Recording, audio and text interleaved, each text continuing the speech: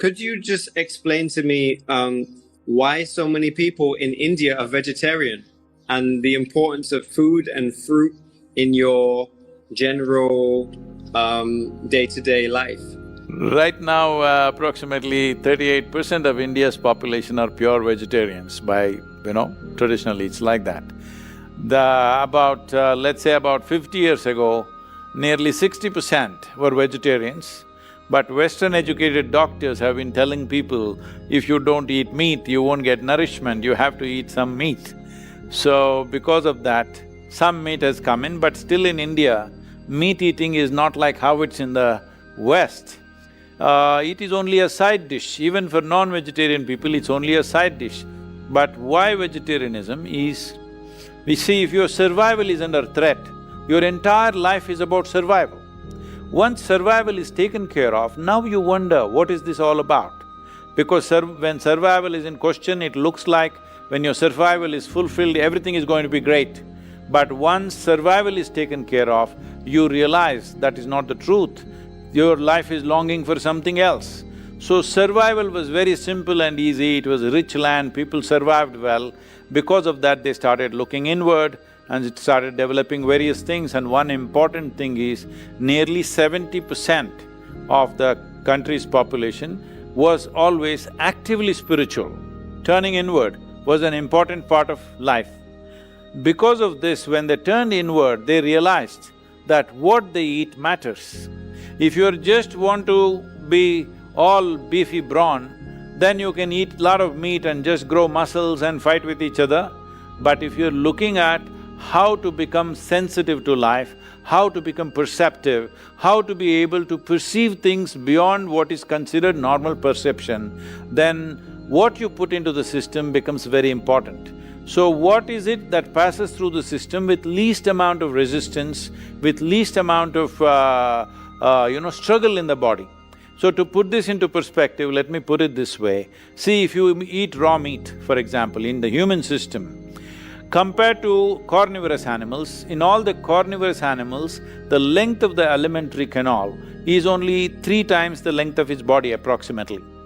In all the herbivores, the length of the alimentary canal is 5 to 6 times the length of the body.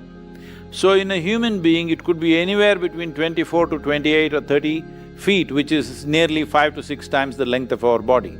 In this kind of alimentary canal, if you put meat, it will travel through this very slowly. Approximately, raw meat would take 70 to 72 hours to pass through the system. If you put cooked meat, it will take 50 to 52 hours to pass through the system.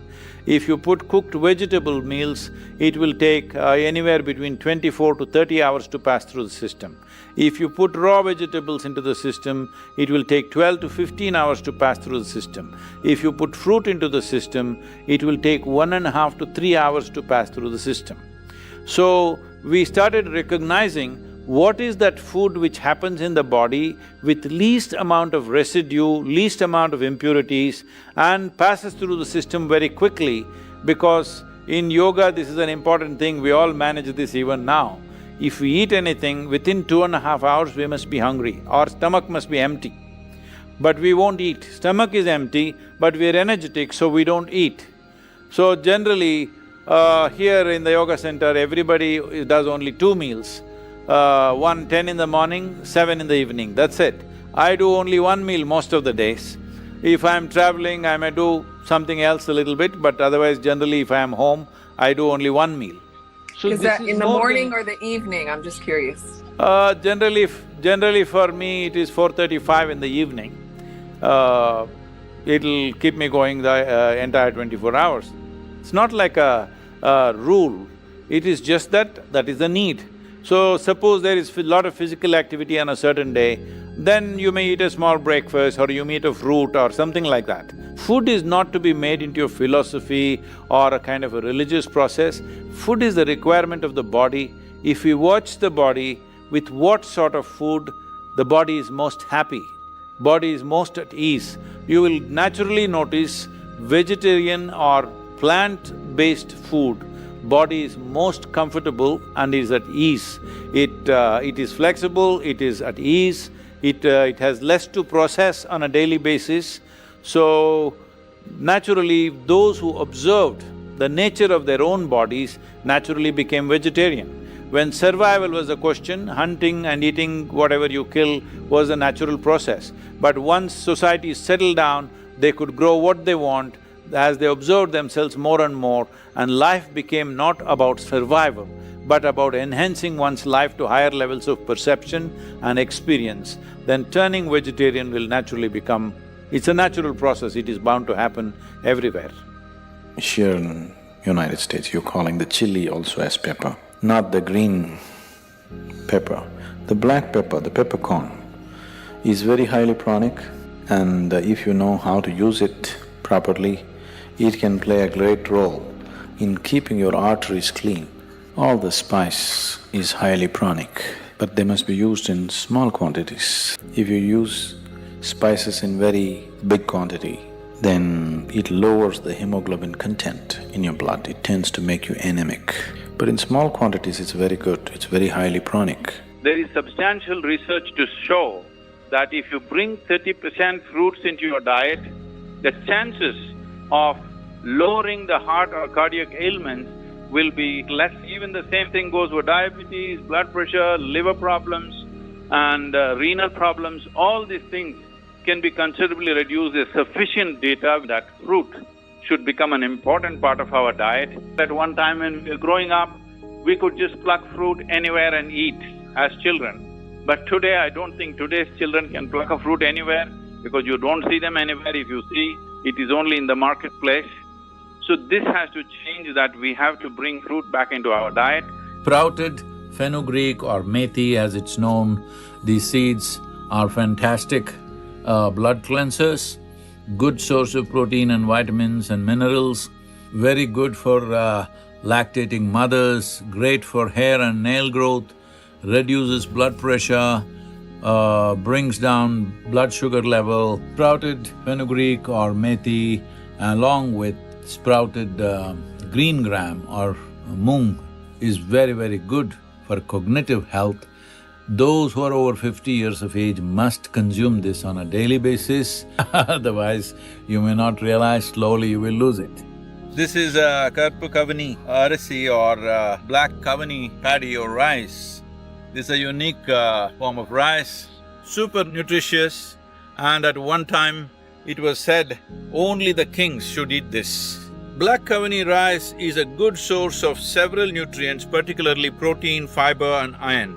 Some studies show that black kavani rice contains 23 types of antioxidants and has the highest antioxidant activity of all rice varieties.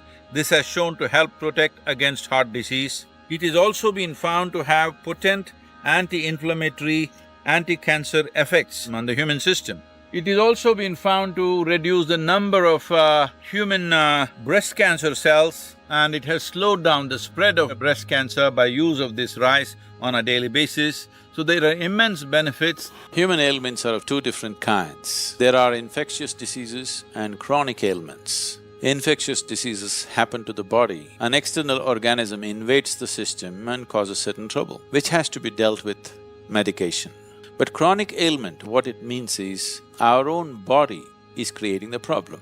The disease is being manufactured in the system. Chronic ailments like diabetes, hypertension, cardiac ailments, asthma, allergies, obesity, eating disorders, and many of these kinds, which are all essentially generated from within, all these things can be quelled from within if only we are willing to pay a certain level of attention to the innermost dimension of who we are. These things can be altered just by bringing about a certain balance in the system, activating a certain level of inner energy. The inner engineering process is just about this, that you find access to this deepest dimension of intelligence and competence within ourselves, which is capable of generating this body, creating this body from what kind of material?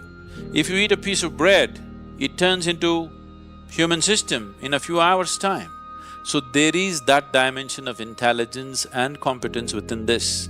If only you found access to that. Health is not even something that you have to struggle with. Do you know what this is? This is called a Rudraksh, okay? Rudraksh as a seed This tree mainly grows at certain altitude. Somewhere between 6,500 to 12,000 altitude is where Rudraksh grows in the Himalayan region. And it has very unique vibrations. It brings down the blood pressure in your system, your nerves will be calm. There are various types of Rudraksh, from a single-faced Rudraksh to 21 faces. These are for specific purposes. For people who are in family and social situations, the best thing to wear is always the five-faced Rudraksh. These are called Panchamukhis. A five-faced Rudraksh, if you see, there'll be grooves, you can count the faces. Five-faced Rudraksh is the best one.